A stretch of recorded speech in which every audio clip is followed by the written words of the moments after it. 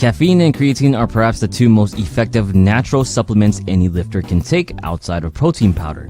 Caffeine, a strong stimulant that improves muscular endurance and strength outputs, and creatine, the substance tied directly to the ATP-PCR system, providing a quick energy source that can help you crank out a few more reps each set.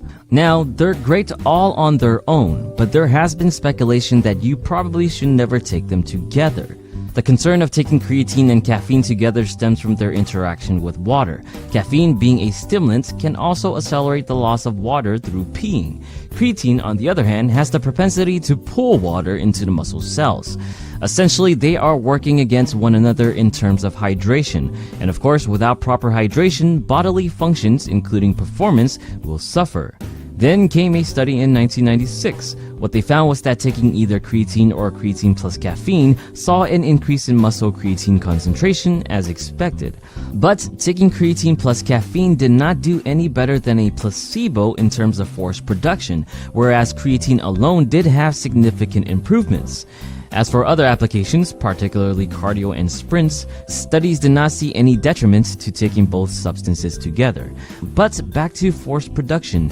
If the 1996 study is true, that can pose a very big problem for lifters commonly taking the two together.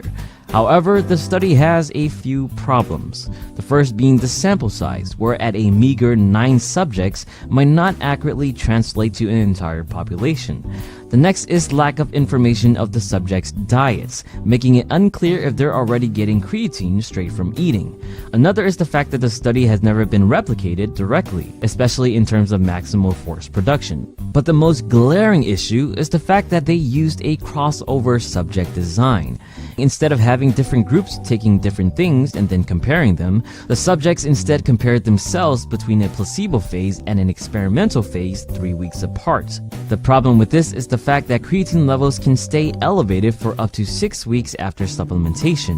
With only 3 weeks between control and experimental phases, it's still very likely that the subjects still had elevated creatine concentrations, complicating the results of the study. And that's where the current research stands. Simply put, there's not a lot of evidence backing up the claim that caffeine and creatine can't be mixed together. And if it does have to do with hydration, you can just as easily drink up more water to make up for any issues. As for now, if mixing them together works for you, then enjoy your cafe mocha creatini. Share your thoughts on creatine and caffeine below.